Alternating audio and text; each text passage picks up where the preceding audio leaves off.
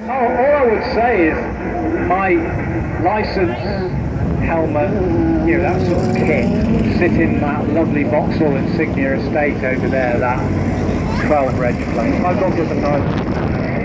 So that if we can, and what I'd like to do though is try and find a way of recording it so that we can play it in or play it live onto the program. We've spoken to the technical guys and our producers about trying to do that, because I don't want to do it unless we can relay what's going on with Ryan through. So that'd be a good idea. Well, let's try and work on that, and we bring that maybe this afternoon. Certainly is something to work on for tomorrow. Now, I did give you some heads up earlier on. Visitors, we had Carlos Sainz Jr. a couple of years back because he wanted him to learn a little bit more car control, and then actually some of the guys we see going up the hill today. We get a lot of racing drivers come, historic racers, GT3 racers, wanting to practice car control, practice moving the car around a little bit, and something certainly in a GT3 race car you don't get to do until things have gone wrong.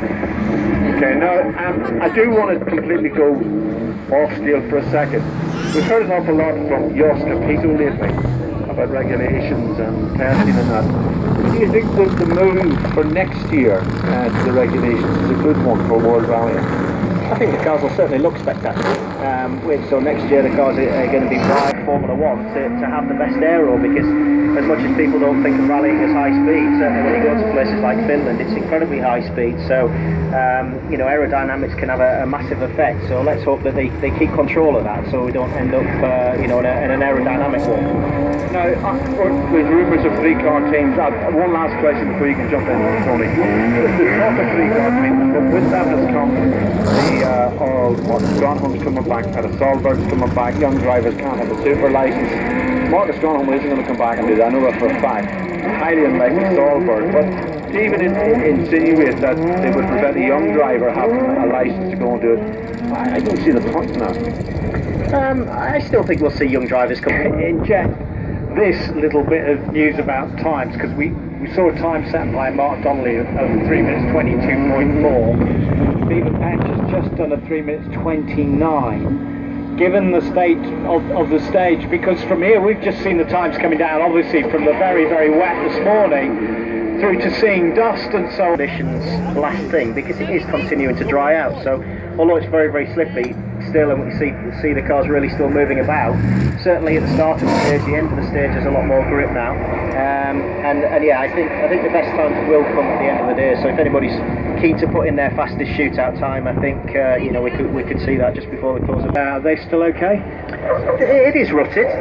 You can see it's rutted as you come up to it, but you just kind of take that into account and try not to lean on them too hard, because you don't want the car to fall over. Although I had an interesting conversation with Chris Meek about that very corner last year, because Chris kindly took me for a run in the Citroen DS3. Well, I expected him to slow down because it's a corner, and actually he didn't. He just fired it into the ruts, and actually used the ruts to get around the corner in a proper motocross style, just like we'd see a motocross bike. And I said to Chris, I would never have done that. I would have always been worried that you actually have to use them and go into the corner faster than you would if the ruts weren't there.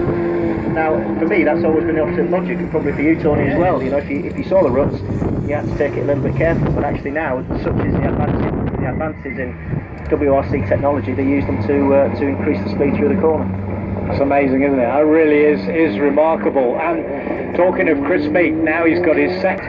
I think we've always known that Chris has had the speed, but I think we all probably wondered if he was ever going to get the opportunity to show what he could do, and it seems now that he's managed to get through the stage where he was having incidents, let's face it. He was having incidents, but then so have many of the top drivers whilst they're building their speed. But I hope Portugal, and only coming back to do various races, have devalued the World Rally Championship.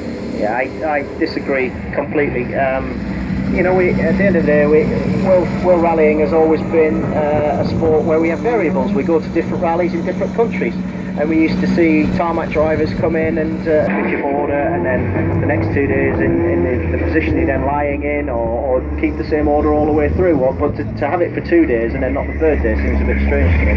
How it used to be. You start day 1 in championship order, and you start day 2 in the position you're lying in. And if you're first on the road, yes, it's a disadvantage.